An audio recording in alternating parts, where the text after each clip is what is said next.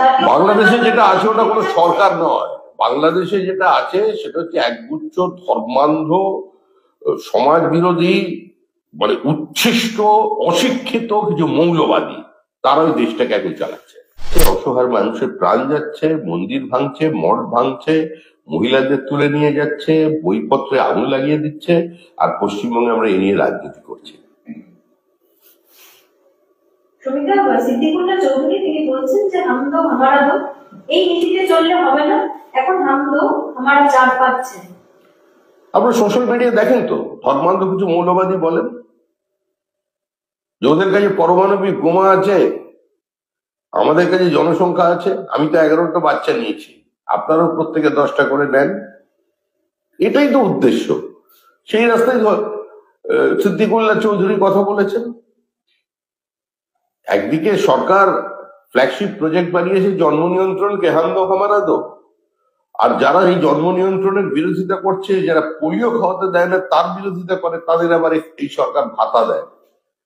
সুতরাং এখন পশ্চিমবঙ্গের সংখ্যাগরিষ্ঠ হিন্দুকে সচেতন হতে হবে যে বাংলাদেশ তৈরি হতে চলেছে পশ্চিমবঙ্গটা, সেটা মেনে নেবেন বা ধর্ম পরিবর্তন করে দেবেন, না আত্মসমর্পণ করবেন, প্রতিবাদ করবেন, কোনটা মানুষকে ঠিক করতে হবে। বাংলাদেশ ডেপুটি হাইকমিশনের তরফ থেকে কিছুক্ষণ আগে একটি বিবৃতি জারি করা হয়েছে, যেখানে তারা বলছেন যে কলকাতায় ডেপুটি হাইকমিশনের অফিসের বাইরে এই বিক্ষোভ তারা তীব্র প্রতিবাদ করছেন। কিন্তু এই বাংলাদেশে যখন ভারতের বাংলাদেশের জন্ম আমরা দিয়েছি, এখনো পর্যন্ত বর্ডার সিল করে দিলে না খেয়ে মরে যাবে, জল বন্ধ করে দিলে ওখানে মহামারী শুরু হয়ে যাবে।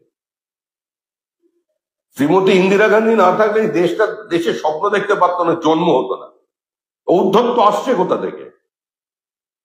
সংঘবদ্ধ হবে পশ্চিমবঙ্গের মানুষকে এর বিরুদ্ধে রুখে দাঁড়াতে হবে।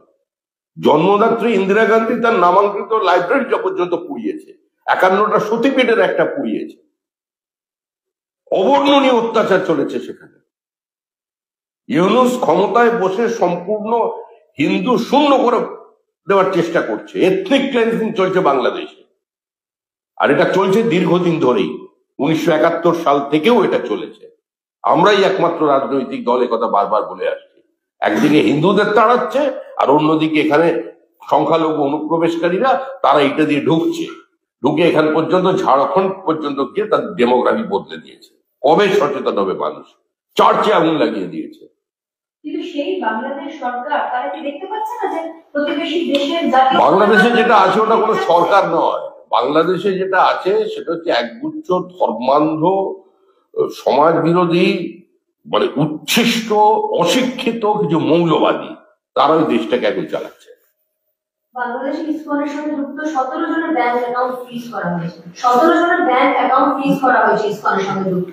সমস্ত ধর্মীয় মঠ মন্দিরের বিরুদ্ধে কার্যত ওখানে যুদ্ধ ঘোষণা করা হয়েছে তালিবানি কায়দায়। আফগানিস্তানের সঙ্গে প্রতিযোগিতা শুরু হয়েছে কে কতটা এগিয়ে যেতে পারে।